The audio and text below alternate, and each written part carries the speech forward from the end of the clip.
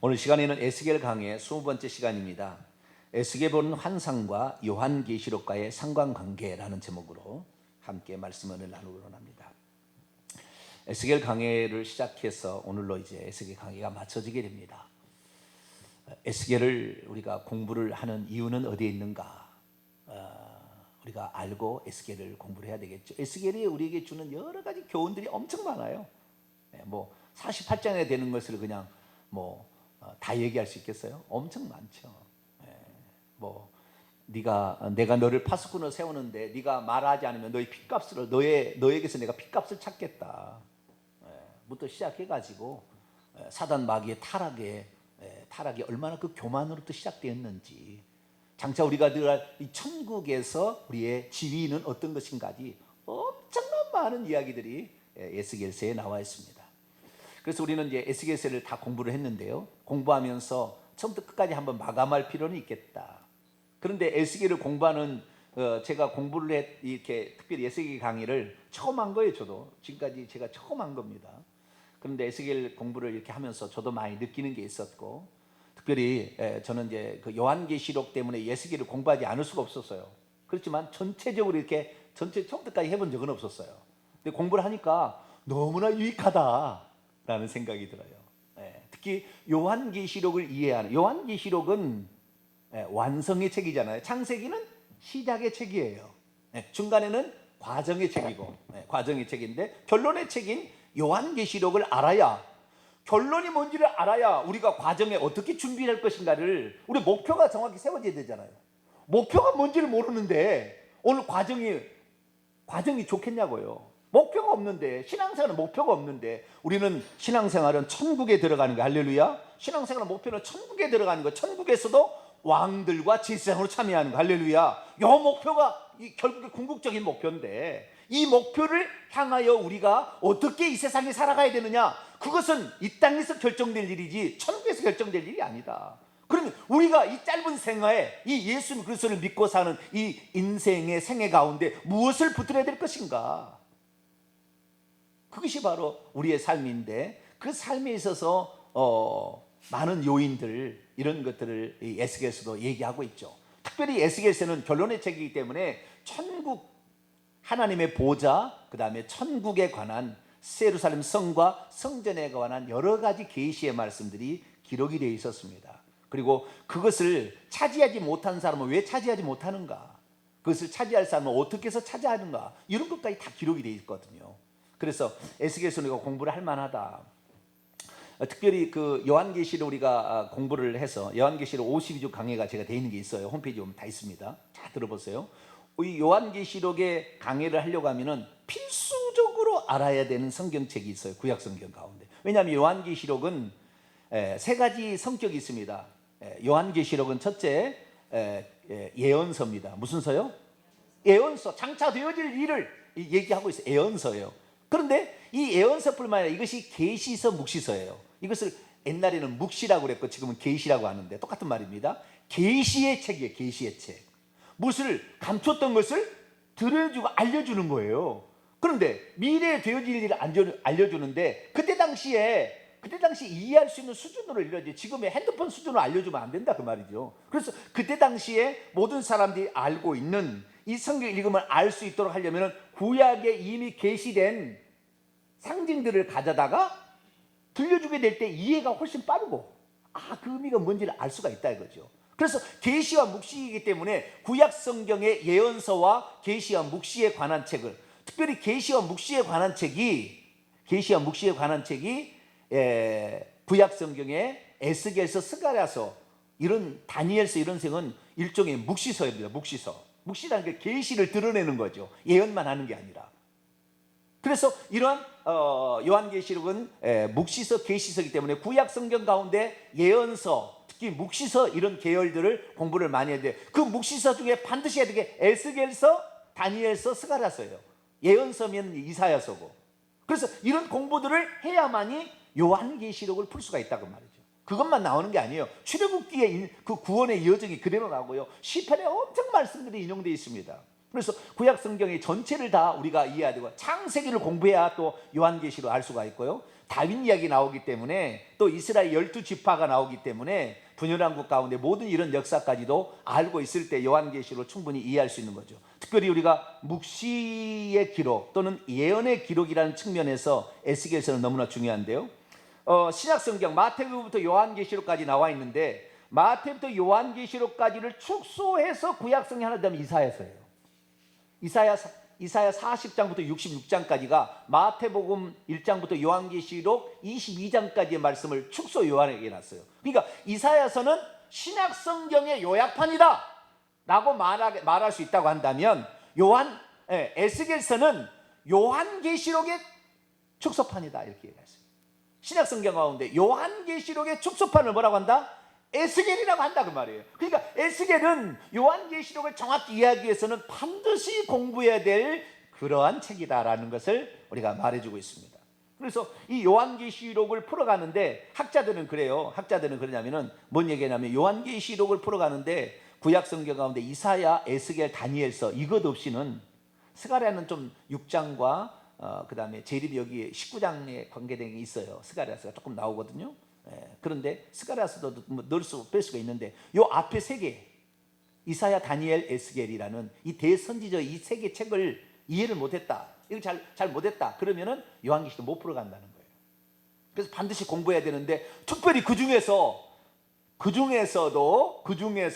에스겔서는 요한계시록의 축소판으로서 요한계시록 1장부터 22장까지를 그대로 요약해놨다 해도 과언이 아니에요. 좀 이따 이제 공부를 하겠습니다. 제가 전체를 짚어주겠습니다.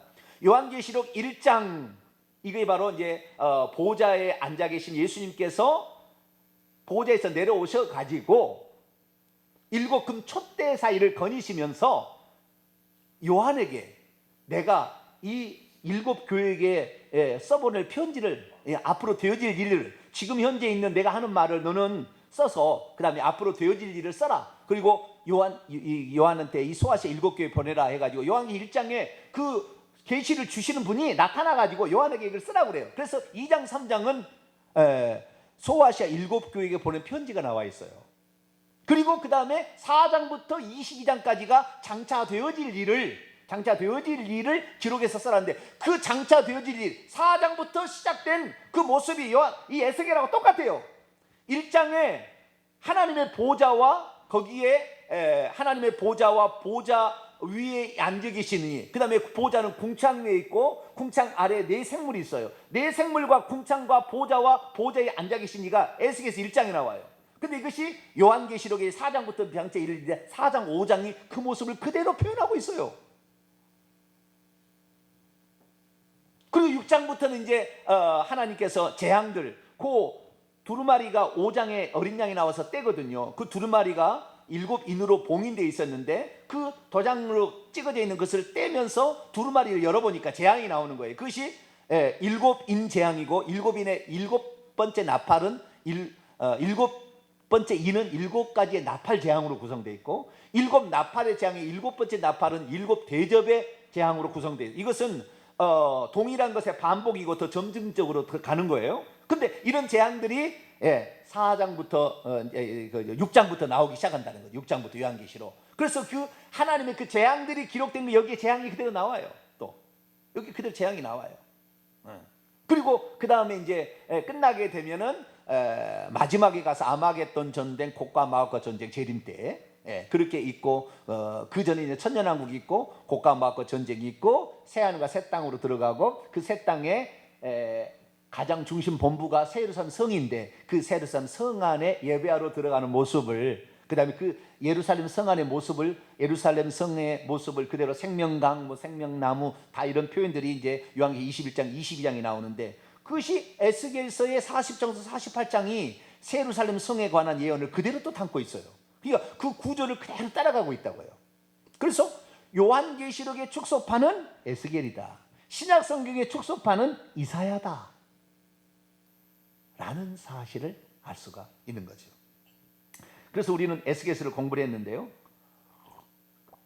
특별히 에스겔서와 이사야서, 이사야를 통해서 우리가 알 수 있는 요한계시록에 기록되어 있는데 다른 데는 계시가 명확하지 않는 것이 있었어요. 그게 뭐냐면은 하나님이 누구냐 이거예요. 하나님 누구냐. 요한계시록은 하나님이 한 분이에요. 그분이 보좌에 앉아 계세요. 근데 그분이 어린 양으로 일찍 죽임을 당한 우리 주 예수님이에요.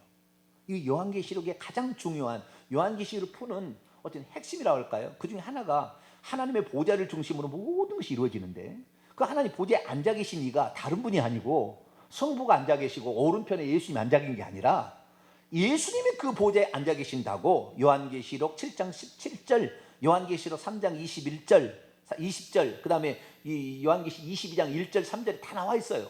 그래서 그 보좌에 예수님이 앉아 계신다라는 사실을 통하여 우리가 알 수 있는 건 뭐냐? 하나님이 두 분, 세 분, 한때는 두 분이라고 했어요. 아버지와 아들. 그러다가 성령은 또 어딨냐 해서 성령까지 집어넣거든요. 칼케돈에 의해서 성령까지 집어넣어요.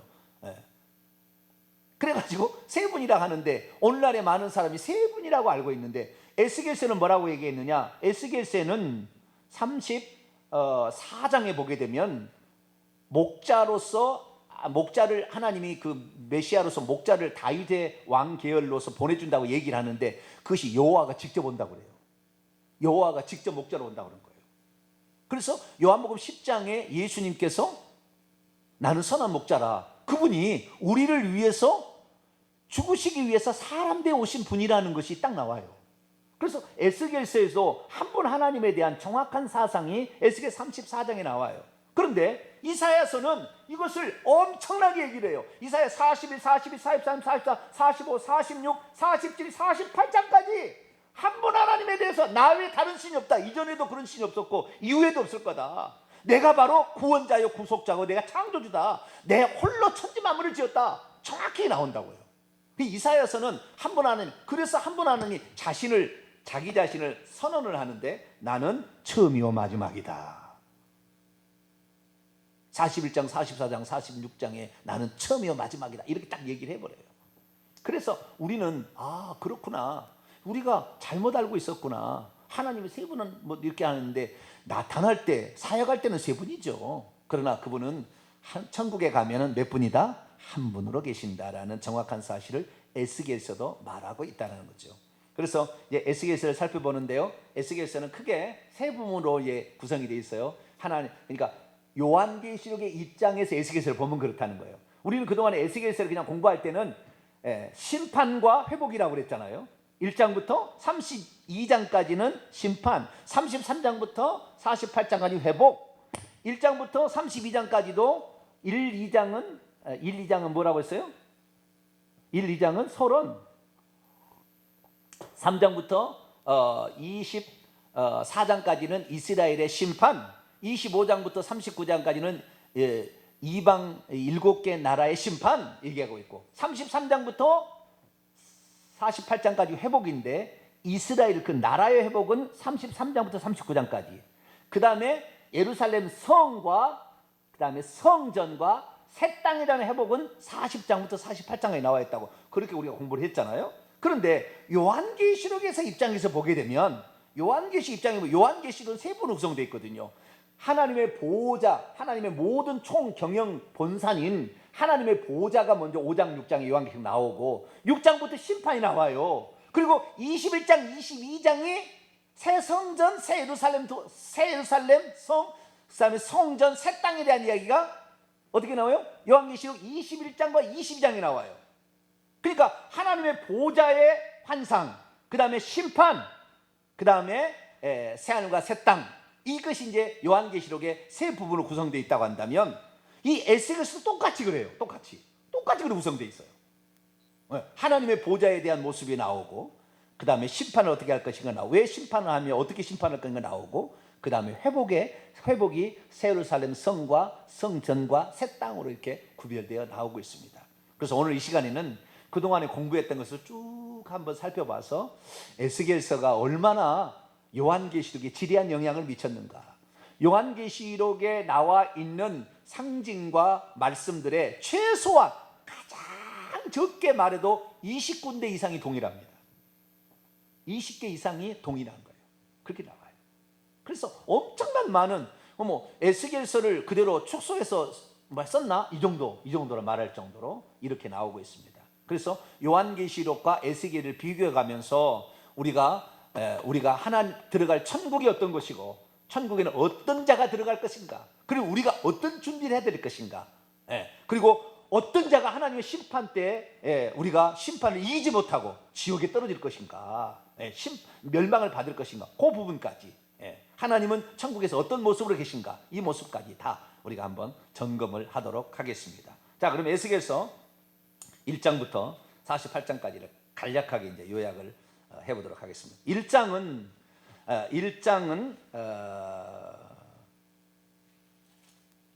하나님의 보좌 위에 앉아 계시니, 그 다음에 보좌 밑에 궁창 아래에 있는 네 생물에 관한 이상이 나와 있어요.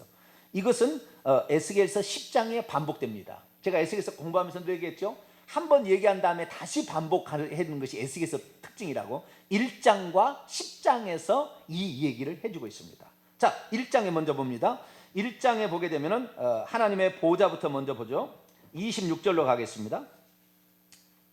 26절. 그들은 네 생물입니다. 그들의 머리 위에 궁창이 있대요. 궁창이. 이 네 생물 위에 궁창이 있는 거예요.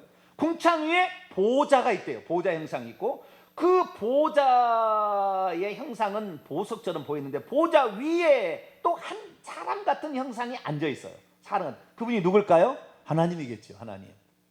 이분이 육신을 입고 오신 분이 예수님이고, 이분이 앉아 계시면은 구약에는 여호와라고 불렸겠죠. 그분이 여호와라고 불렸겠죠. 그러니까 하나님은 한 분이신데 구약 성경에 내려오셔가지고 이스라엘에게 말씀하신 분 있잖아요.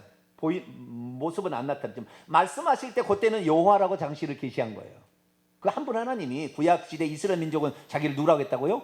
여호와라고 얘기를 했고, 신약 시대에는 그 보좌에 앉아 계신 분이 육신을 입고 이 땅에 오셨어요. 이분이 예수님이에요. 그러면 보좌에 예수님 하나님 안 계시죠? 아니요. 보좌도 계시고 동시 존재가 가능해요. 하나님은 동시 존재가. 그래서 예수님 오신 것인데, 이 사람의 모양 같은 이분이 곧 나중에는 이제 예수님으로 나타나시겠죠. 근데 이분은 한 분 하나님이었다라는 것입니다. 그리고 27절에 보니까 그 허리 위에가 달아있는 쇠처럼 아주 빨갛게 불처럼 이렇게 엄청나게 이렇게 이글거리고 있어요. 구약의 하나님은 어떤 보좌냐면은, 따라서 심판의 보좌다.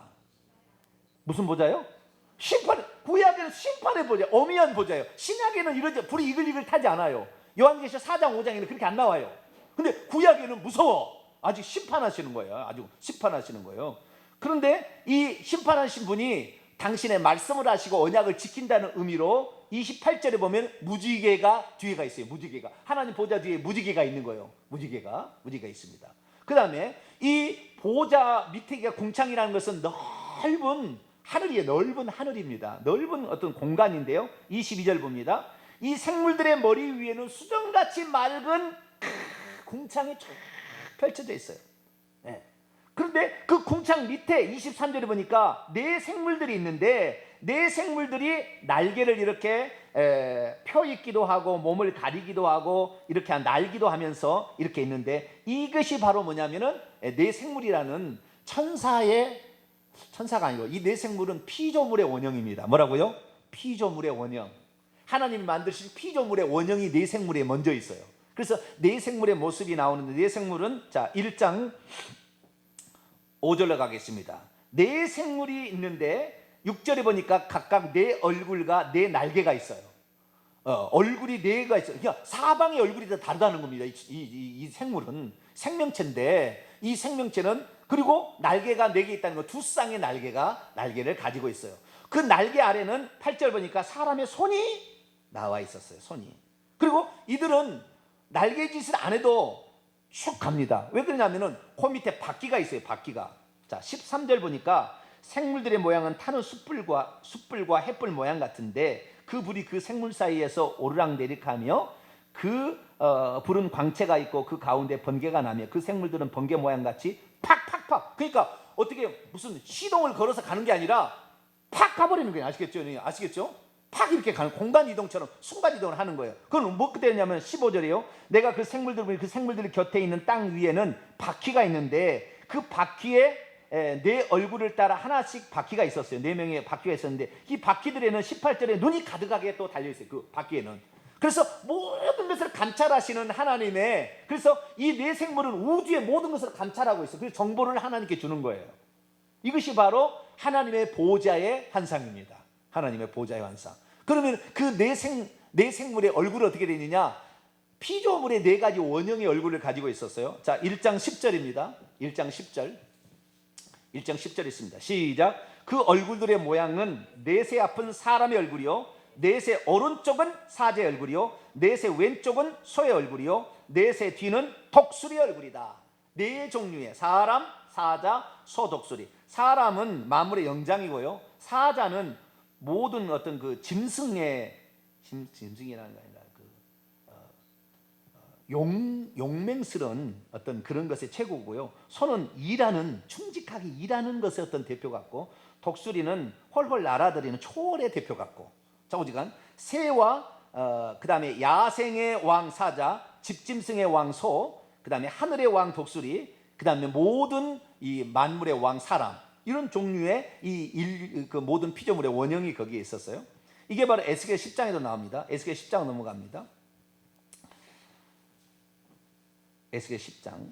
근데 에스겔 10장에서 이 소의 얼굴은 그룹의 얼굴이라고 나와요. 똑같은데 나오는데 14절입니다. 이 네 생물을 그룹이라고 불렀다고 나옵니다. 그래서 이들은 그룹 천사다라고 말하면 되겠고요. 그룹들에게는 각기 4면이 있는데 첫째 면의 얼굴은 그룹의 얼굴이요, 아까 소의 얼굴이라고 그랬는데요, 둘째는 사람이요, 셋째는 사자요, 넷째는 독수리라 이렇게 되어 와요. 그런데 요한계시록에 이제 4장 5장 넘어갑니다.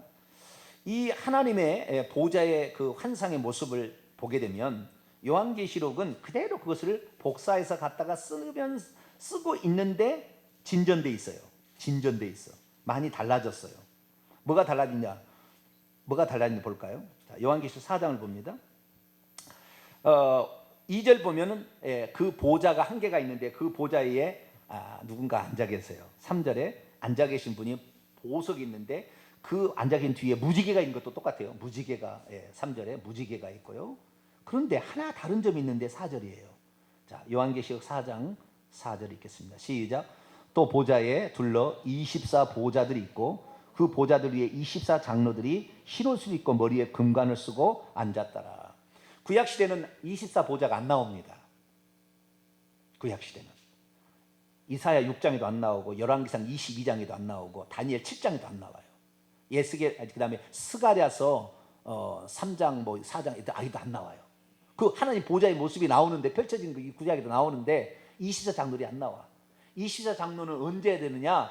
예수님께서 고린도전서 15장 20절에 부활의 첫 열매가 되셔서 최초로 사람이자 하나님이 하나님 보좌에 나가는데, 그때 구약 성경의 모든 성도들이 부활체를 입고 천국에 들어가게 되고, 그때부터 개인적으로 이제 첫째 부활에 참여하게 됩니다. 모든 사람이 죽음과 동시에 죄 사함을 받고 예수 그리스도를 믿는 자는 생명의 부활로 보좌에 올라가는데, 그때부터 하나님께서 보좌에 앉혀져요. 그래서 구약의 12지파의 대표자가 아브라함, 이삭, 모세 이런 사람이 앉아 있겠죠. 그 다음에 신약의 12사도들 가룟 유다가 대신에 바울이 들어가시라고 저는 추정합니다.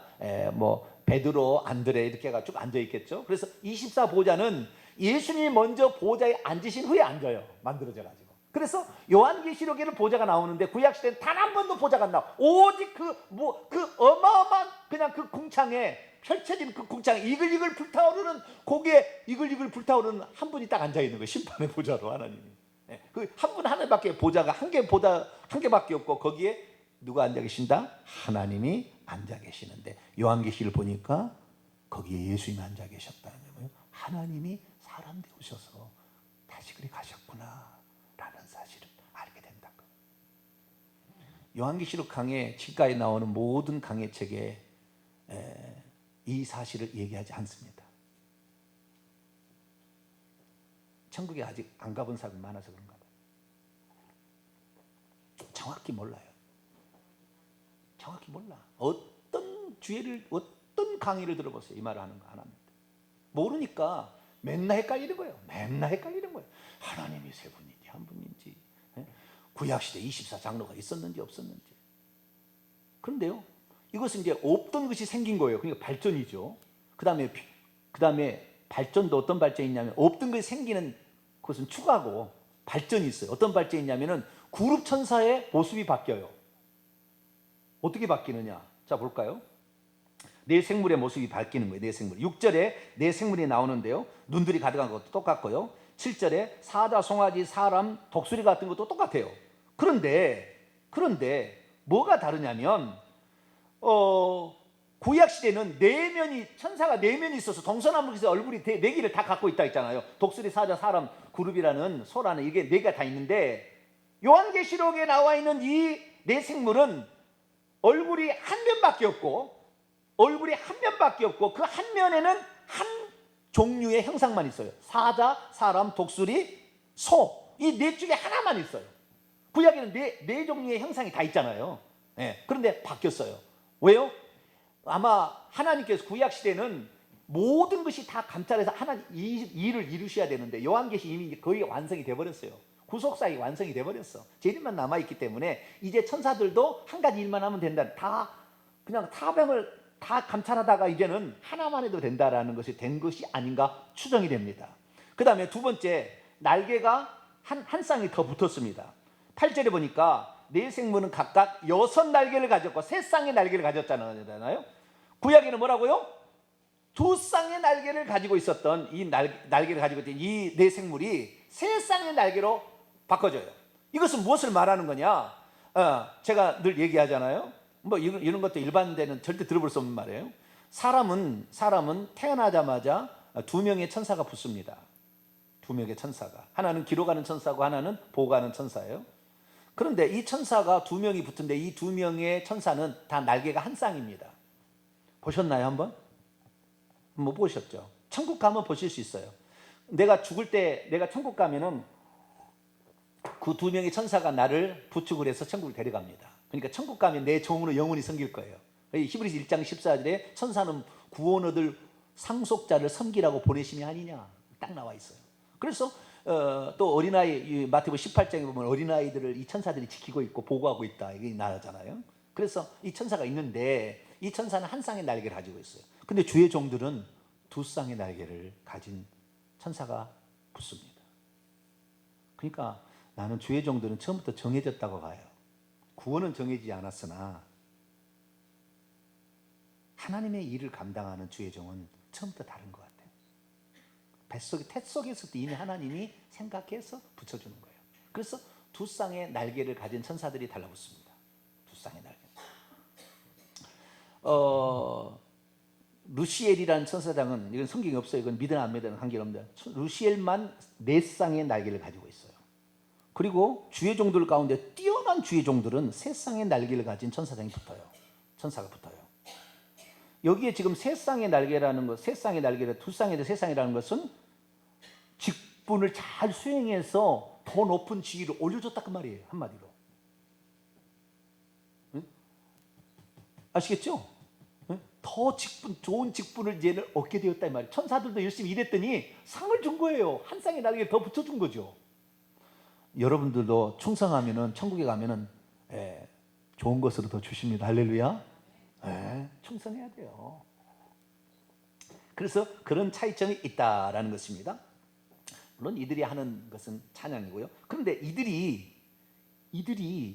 말을 할 때 음성 소리가 나와요. 음성 소리가 나오는데 이 음성을 에스겔서에는 뭐라고 표현하고 있냐면은 천사들의 날개 부딪히는 소리. 자, 1장을 볼까요?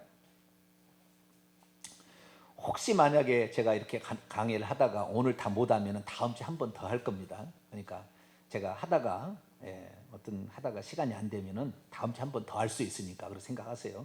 천천히 나가도 되니까. 자, 요한계시 1장, 요한계시는 에스겔서 1장 24절을 보세요. 제가 지금 이렇게 설명하고 보다 보면은 못할 것 같아서 지금 얘기하는 거예요. 그래도 한 번씩 쭉 이렇게 전체를 한번 조감하는 게 필요하니까 이런 시간이 참 중요합니다. 자, 1장 24절 읽습니다. 시작. 생물들이 갈 때에 내가 그 날개 소리를 들으니 많은 물소리와도 같으며 전능자의 음성과도 같으며 떠드는 소리 곧 군대의 소리가 또 같더니 그 생물이 설 때에 그 날개를 내렸더라. 젓는 막 그러면 근데 청한 맑은 소리예요. 청한 맑은 것이 신음물이 그냥 이렇게 하는데 그 날개가 착착착착착착착 하듯이 그런 소리가 비슷하더라는 거예요. 이게 바로 천사들의 날개 짖는 소리가 많은 물소리와도 같고 전능자의 음성과도 같은데 하나님의 음성도 쩌렁쩌렁 하면서 그런 소리가 나요. 자, 에스겔서 43장에 나와요. 에스겔서 43장 2절입니다. 에스겔 43장 2절 보게 되면 이스라엘의 영광이 동쪽에서 오는데 하나님의 음성이 많은 물소리와 같고, 하나님의 음성도 그래요. 쩌렁쩌렁하게 들린다는 거예요. 만약에 여러분이 하나님을 만나면요, 쩌렁쩌렁한 음성을 듣지 아무개야 절대 그 귀신이 하는 거예요. 그렇게 하시면 돼요. 쩌렁쩌렁하고 총명한 소리가 들립니다. 아주 또록또록또록또록 아주 그런 소리가 들리는 거예요. 예, 천사의 날개 붙이신 소리도 그런 소리고요. 그 다음에 전능자의 음성도 그런 음성이다. 그런데요, 신약 성경의 요한계시를 보게 되면 똑같이 나와요. 똑같이 나오는데 하나가 더 추가가 됩니다. 성도들이 찬양하는 소리도 쩌렁쩌렁하면서 많은 물소리가 돼요. 자, 요한계시록 19장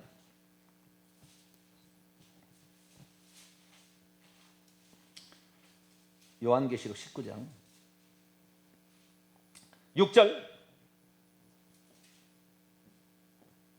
읽습니다. 시작. 내가 들으니 허다한 무리의 음성과도 같고 많은 물소리와도 같고 큰 우레소리와도 같은 소리로 누가요? 보좌에서 음성이 나는데 그것이 바로 4절에 보니까 24장로들, 그렇죠. 1절에 보니까 허다한 무리의 큰 음성 같은 거. 이게 뭔지는 잘 모르겠지만 이 성도들의 음성도 그렇다는 거예요. 할렐루야 6절 주 우리 하나님 곧 전능하시니가 통치하셔, 이렇게 찬송을 하는 걸 보니까 이 천군 천사들의 소리도 그 다음에 성도들의 찬양 소리도 그렇게 들리더라라는 겁니다. 그런데 요한계시록에 보게 되면은 전능자의 음성이라고 했죠. 아까 맑은 물소리가 예수님의 음성이 맑은 물소리예요. 왜? 예수님이 하나님이니까. 요한계시 1장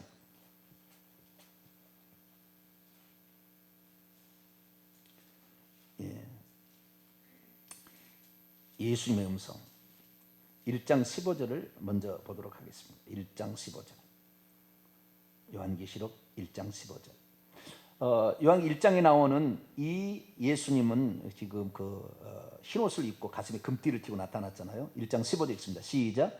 그의 발은 풀무불에 단련한 빛난 주석 같고 그의 음성은 많은 물소리와 같고. 에스겔을 봐야 예수님이 전능자였구나. 아까 많은 물소리 같고 전능자의 음성과도 같더라. 전능자의 음성이 많은 물소리예요. 전능자가 누구다? 예수 그리스도. 그래서 요한계시록 1장 8절 나는 처음이요 마지막이요 알파 오메가라. 나는 전능한 주 하나님이라. 예수님을 우리나라에서 전능한 하나님이라고 표현한 것이 춘천 한마음교회입니다. 나는 그걸 높이 사요. 그분의 말씀이 다 옳은 것은 아니에요. 그러나 아주 제가 높이 사는 분입니다. 왜요? 예수님을 전능자라고 딱 설명합니다. 거기 가면. 일반 교회 가서 예수님을 전능자라고 소개하는 교회가 별로 없어요. 우리는 전능자, 그분이 구약으로 치자면 여호와와 같은 분이에요. 예수님이. 그런데 그렇게 얘기를 안 해. 제가 지금 박사학위 과정을 통하여 초기 교부들의 원시 기독교 공동체가 고백했던 내용들을 보게 되면 예수님을 전능자로 고백해요. 예수님 하나님이라고. 그러면은 구약의 여호와는 누구냐 이래가지고 치고받고 싸우는 것이 교회예요. 치고받고 싸워. 막 그걸. 그래서 어떻게 결론을 나느냐? 지금 우리처럼 제가 하는 말을 다 들었으면은 지금 우리가 같은다 한다면은 어떻게 해요? 그 예수님이 한 분 하나님이 나타나신 육신이 고신 분이다 그러면 해결이 딱 돼버리잖아요. 근데 그 얘기를 못하고 어떻게 했냐면은 하나님도 계시는데 예수님은 하나님의 아들이기도 하지만 또 하나님으로서 속성을 가지고 있는데 속성이 좀 모자라다 하면 안 될 것 같으니까 예수님이 하나님과 유사 본질을 가지고 있느냐 동일 본질을 가지고 있느냐 하고 치고받고 싸워. 유사 본질이라는 것은 조금 못하다라는 것이고 동일 본질이라는 건 똑같다는 거예요. 근데 결론은 동일 본질이 되는 거예요. 그래서 예수님은 하나님과 동일 본질이다. 그리고 하나님이 있다 그러니까 둘이 되는 거예요. 이제부터 아시겠죠? 이렇게 거기다가 그러니까 성령은 또 뭐냐? 그러니까 또 성령이 보태지니까 셋이 되는 거예요. 그렇게 해서 교회사가 교리를 만들어 간다니까요. 시간이. 그냥 오늘날에 우리가 듣는 사람들은 하나님이 세 분인 줄 알아버린다 그 말이에요. 그런데 세 분을 알아도 뭐 틀린 것은 아닙니다만은, 그런데 세 분을 아는 결정적인 실수는 신사도 빈야트 쪽에 나타나는 거예요. 성령 운동을 하는 사람들은 예수님 우리 죄를 위해서 죽으시는 것이 중요하지 않아. 은사, 능력, 막 예언, 막 성령이 주는 뭐 이것만 따라가는 거예요. 이것만. 성령이 기름 부음을 받아야 된다 이렇게 하는 거예요. 그래서 예수님이 성령인데 이걸 모르니까 그거 하다가 귀신이 가르쳐주는, 귀신의 능력 보여주는 거, 귀신이 고쳐주는 것에 퍽 빠져가지고 병 고쳐봐요. 또다시 원상복귀라니까. 집에 돌아오면은 또 가야 돼. 그러다가 몇 달 되면 또 가야 돼. 뭔 짓이냐 그 말이에요. 뭔 짓이냐 그 말이에요. 예수 그리스도를 전능하신 하나님 믿고 내가 회개하면 내 죄가 근원적이부터 치료가 되는데, 할렐루야. 귀신이 떠나가고 질병이 떠나가서 건강해지는데 이걸 모르고 은사 쫓아다니다 맨날 돈 바치고 시간 낭비 일이 되는 거예요. 에스겔서가 그런 걸 얘기하는 건 아닌데 지금 요한계시라고 빗대서 얘기하다가 보니까 그러네요. 예수님의 음성도 무슨 음성이다? 맑은 물소리 같은 그분이 전능자였다라는 거예요. 근데 또 하나 그분의 음성을 다르게 또 표현하는데요. 요한계시 1장 10절 보세요. 주의 날에 내가 성령에 감동되어 내 뒤에 나는 나팔소리 같은 큰 음성을 들었어요. 무슨 음성이요? 나팔소리 같은. 그러니까 아주 나팔소리가 쩌렁쩌렁한 소리가 그 맑고 그냥 쫙 심령 깊숙이 팍 꽂히는 목소리로 온다 그 말이에요.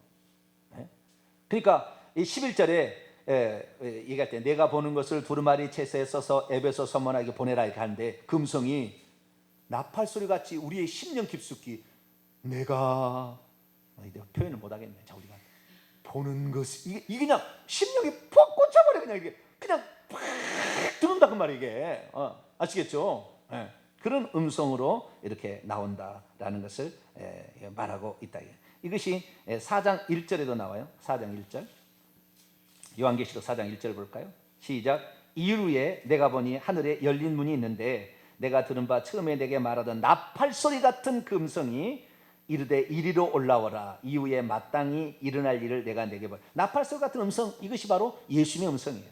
예수님의 음성. 예수님이 다 보좌에 앉아서 그걸 다 보여주는 거예요. 그래서 많은 물소리와 같은 것은 전능자의 음성이었다라는 것이고 이 전능자가 곧 예수님이다라는 사실을 요한계시록에서 가르쳐준다 그 말. 요한계시록을 공부하지 않으면 삼일체 믿다가 삼일체가 틀린 게 아니에요. 근데 삼일체 믿다가 세 분 하나님으로 가는 거예요.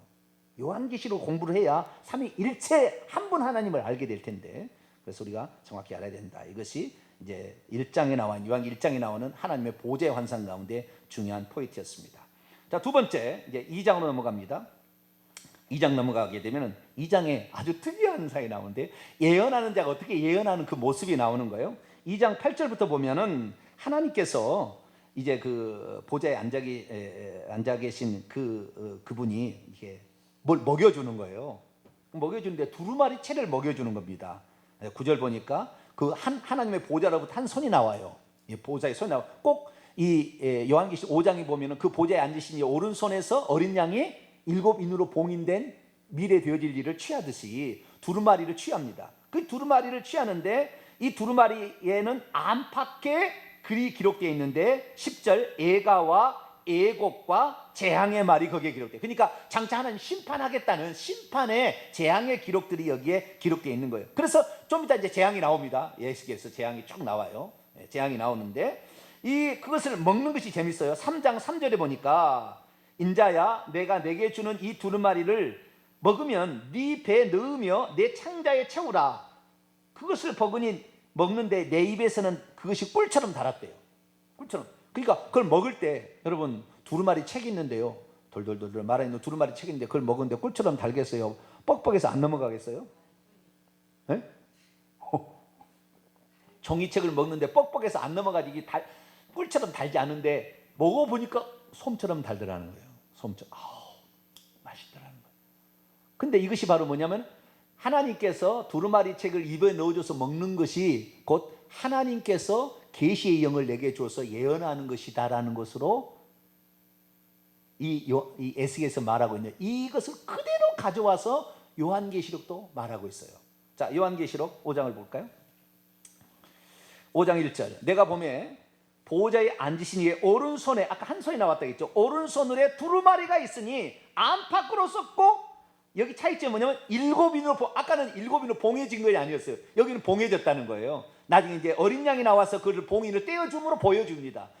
누가 이것을 뗄 것인가, 떼어줄 것인가 막 고민하고 슬피 울 때 24장로의 하나가 유다 지파의 사자, 유다 지파의 사자, 다윗의 뿌린 예수님이 이걸 할 수 있다. 그래서 예수님께서 어린 양으로 묘사가 되면서 기능을 이제 수행하는, 일찍 죽음을 어린 양이 나오는 겁니다. 그래서 이 두루마리는 예언의 말씀이 기록되어 있고, 예언의 말씀 중에서도 어떻게 해요? 배에서는 쓰더라는 걸 말하니까 재앙과 애곡, 애가들이 기록되어 있더라는 거예요. 그것이 요한계시록 두루마리가 2번 나오거든요.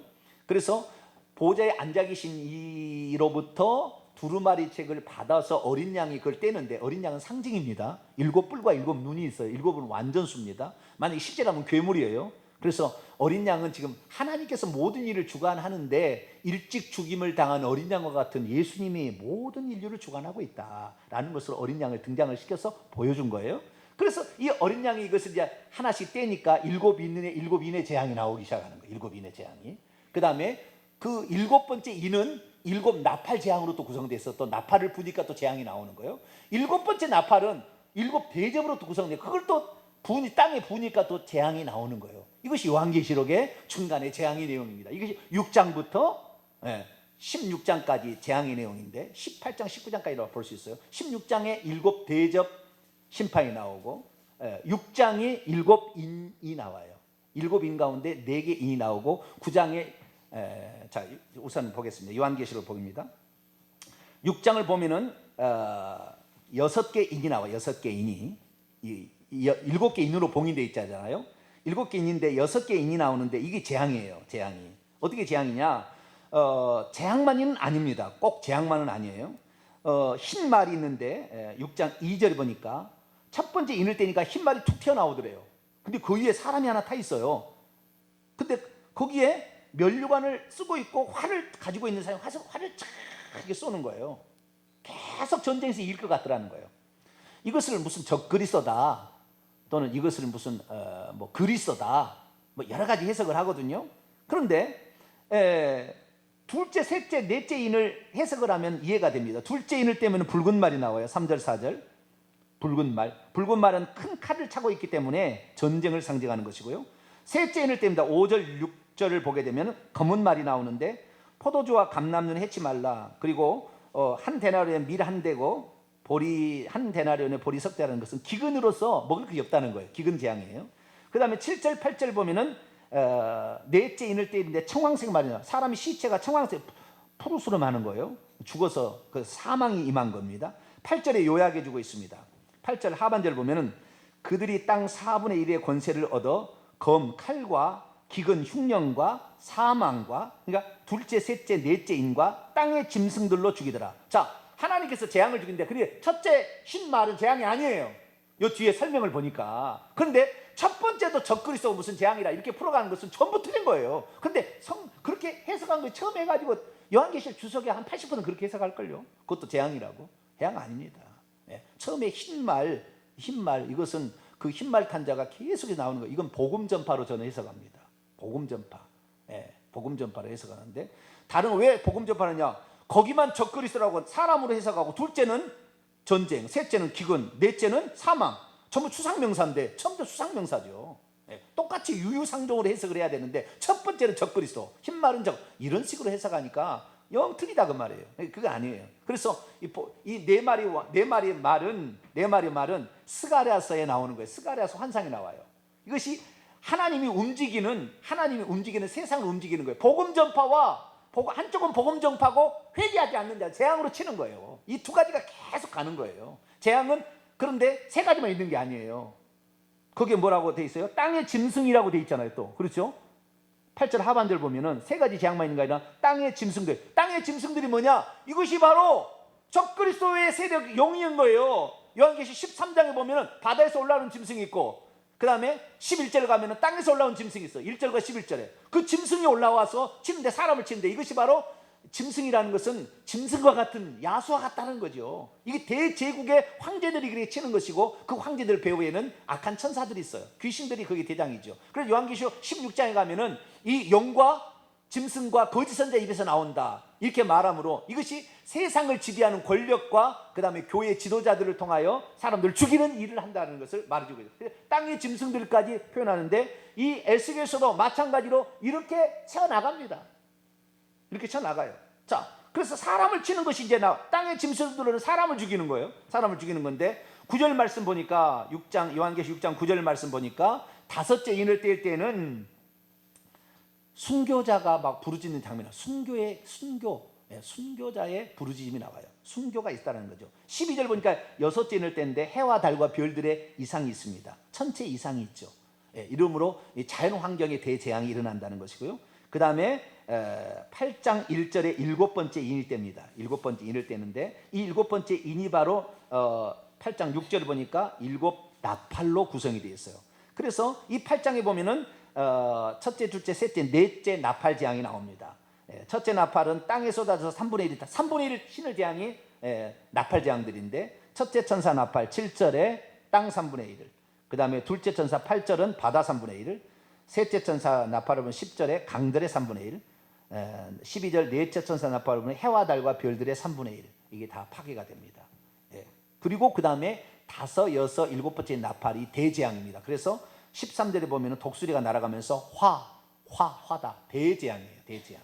대환란이라고 하는 것입니다. 그리고 9장 1절 보면 다섯 번째 나팔재앙이 나오는데, 이 무적행으로부터 한 천사가 올라오는데, 이게 사탄 마귀 마지막 때 이제 될 일이에요. 올라와가지고 사람을 죽입니다. 황충을 5달 동안 괴롭게 하고 황충의 재앙이 나오고, 그 다음에 13절 여섯째 천사가 나팔을 불면은 아마겟돈 전쟁을 일으켜 유브라데 강이 말라서 아마겟돈 전쟁을 준비가 되어지고요. 그리고 그 다음에 11장 15절에 보면 일곱 번째 나팔이 울려 퍼지는데, 일곱 번째 나팔이 울려 퍼지면 세상 나라가 우리 주의 나라가 되는 거다. 우리 주의 나라가 되면서 일곱 번째 나팔로 쫙 갈려요. 하나님의 나라와 그 다음에 이 땅에 남겨진 사람, 이 땅에 남겨진 사람들은 일곱 대접 심판이 나오는데, 이것이 16장입니다. 16장을 보게 되면은 1절 보면 일곱 번째 천사가, 나팔을 부는 천사가 일곱 대접을 땅에 쏟게 합니다. 그래서 천사가 받아서 했는데, 지혜, 거기도 마찬가지로 첫째 천사 16장 2절 땅에 쏟았더니 그 짐승의 표를 받은 사람들이 이렇게 악하고 땅에다가 재앙이 나오는데 다 죽는 거예요.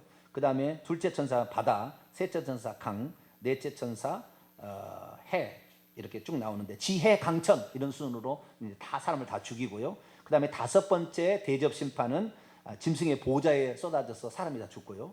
여섯 번째 대접을 쏟게 되면 큰 강 유브라데가 다시 말라서 그 아마겟돈 전쟁이 준비된다, 이렇게 말하고 있고, 17절에 일곱 번째 천사가 하면은 큰 성 바벨론이 멸망을 당합니다. 음녀가 멸망을 당해요. 그래서 요한계시록의 일곱 인이나 일곱 나팔이나 일곱 대접 심판은 똑같은 것의 반복이에요. 순차적으로 일어나는 게 아니고 똑같은 것을 세 가지로 반복해서 말해놓은, 더 강화되는 거예요. 그래서 이 세상은 주님 오실 때까지 이런 심판은 점점 더 강화되어서 나타날 것임을 우리에게 말해주고 있는데, 이것이 에스겔서의 그대로 재앙으로 나오고 있다 이거죠. 그래서 우리는 에스겔서 재앙을 봐야 되는데요. 자, 에스겔서 재앙을 보고 오늘은 여기까지 해야 되겠습니다. 시간이 하다 보니까요. 했습니다. 자, 에스겔서 6장 5장부터 보겠습니다. 5장부터 이 재앙이 나온다는, 재앙이 똑같습니다. 재앙이 나오는데요. 다 보지 말고 16, 17절 에스겔서 5장 16, 17절 5장, 7장 다 재앙이 나와요. 5장, 7장에 이 재앙이라는 게 나옵니다. 자, 16, 17절 읽을까요? 시작.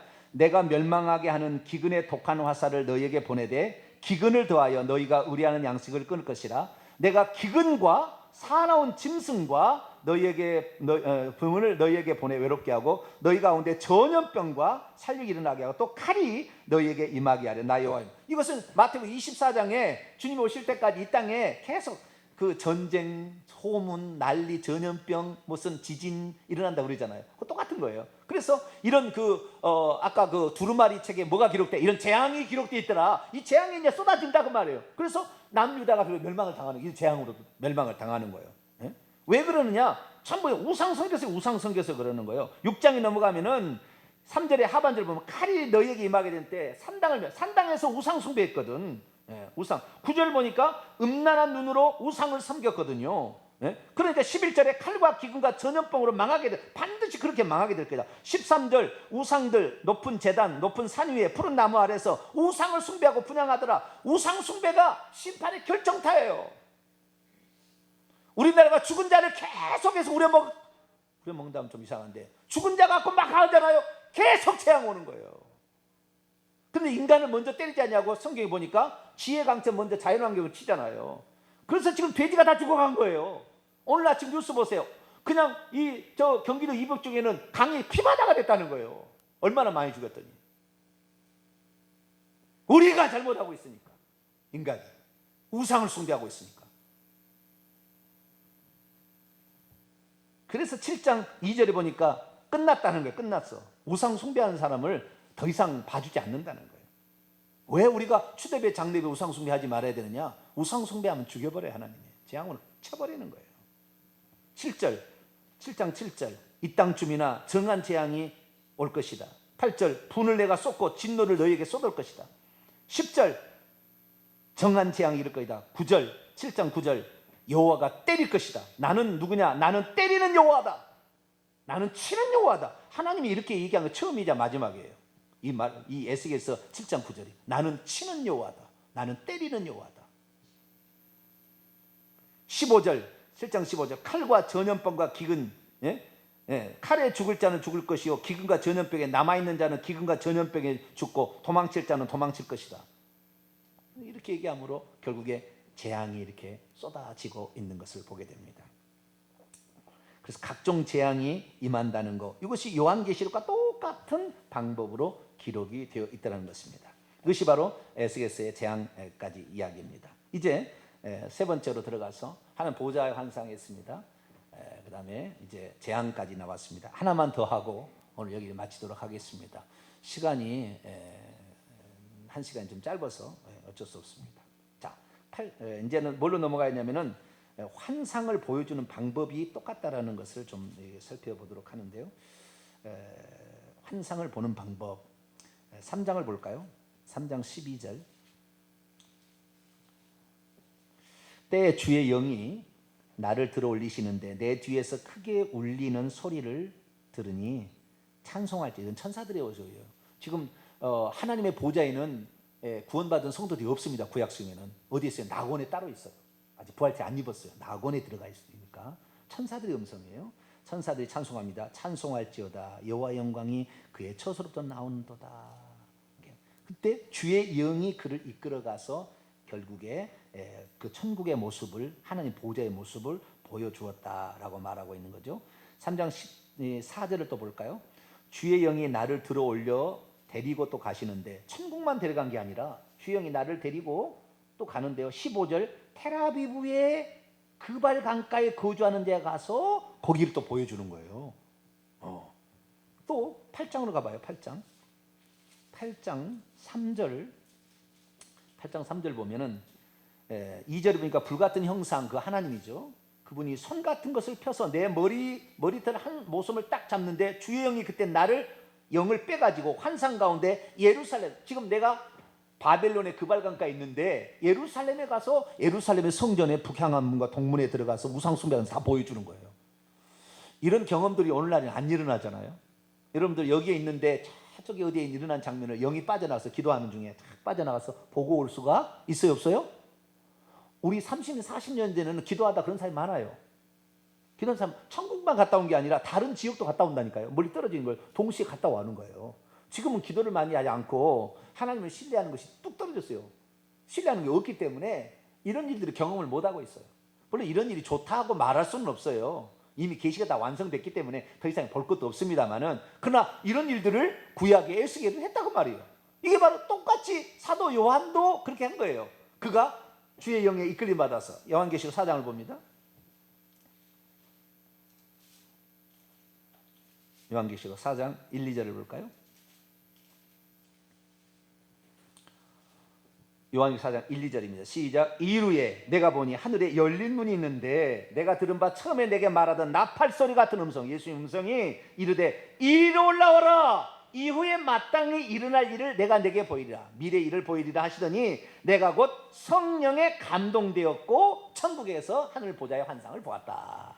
똑같이 에스겔도 주의 영이 그를 이끌어가서 천국의 모습을, 보좌의 환상을 보고 오고, 또 어디 저기 예루살렘에도 한번 갔다 오고 이런 식으로 했다는 거죠. 그리고 사도 요한도 올라가서 거기를 보고 온 거예요.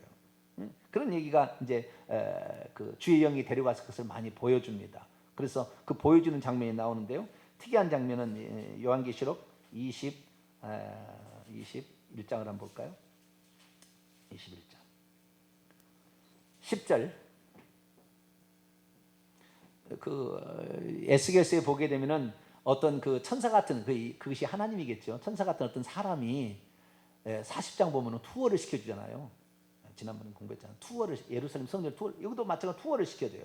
자, 요한계시록 21장 10절입니다. 시작. 성령으로 나를 데리고 크고 높은 산으로 올라가 하나님께로부터 하늘에서 내려오는 거룩한 성 예루살렘을 보여줬는데, 그 보여준 장면이 그 11절부터 22장까지 기록되어 있습니다.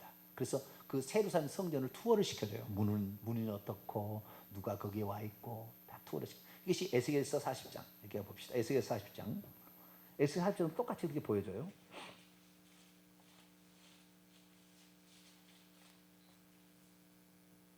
(1절) (2절) 1절 2절.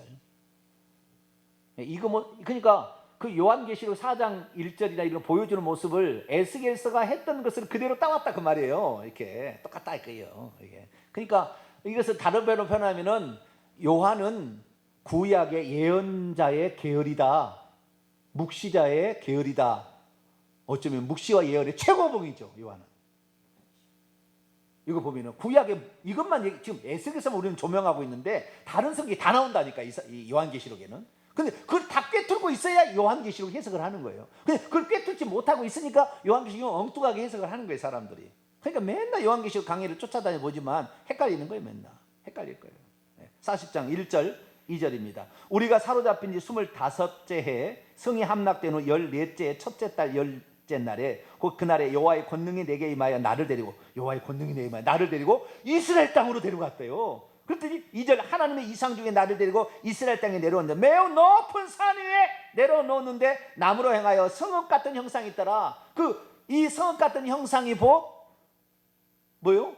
이스라엘의 거룩한 땅, 예물로 드리는 땅, 그 땅을 이렇게 새 예루살렘 성과 그 다음에 성전과 새 땅을 환상으로 보여주는데, 요한계시록 21장에 보니까 그것이 새 예루살렘 성과 성전에 관한 환상과 똑같더라, 뭐 이거예요. 그래서 이 보여주는 방법이 또한 동일하게 이렇게 나오고 있는 걸 보게 됩니다. 자, 여기까지 정리하겠습니다. 여기까지 정리를 하게 되면, 여기까지 정리한 것만 가지고 다음 주에 더 이어서 가서 요한계시록까지 들어가니까 시간이 좀 많이 걸리네요. 예술에서만 쭉 해버렸으면 된다는데 제가 비교하느라고. 에스겔서는 요한계시록의 축소판이다. 그리고 요한계시록에 보았던 하나님 보좌의 환상이 요한계시록 똑같이 나오는데 추가가 되고 24보좌 변형도 되더라, 내 생물이. 그래서 그것은 한층 더 완성된 단계에 가고 있다는 것이고요. 그리고 그 다음에 그 예언, 두루마리 예언을 받아 먹었는데 이것이 바로 재앙에 관한 예언이었는데 똑같이 요한계시록도 나오더라. 그 다음에 하나님이 영으로 에스겔의 영을 뽑아서 데리고 와서 천국도 보여주고 예루살렘도 보여주듯이 마찬가지로 사도 요한도 성령의 이끌림 받아서 이리로 올라오라 하는 것 때 영이 빠져나가서 천국을 보고 왔다. 똑같은 레벨로 이렇게 가고 있다는 것을 알 수가 있습니다. 이후에 이제 되어지는 또 일들은 다음 시간에 더 계속하도록 하겠습니다. 기도하겠습니다. 거룩하신 하나님 감사합니다.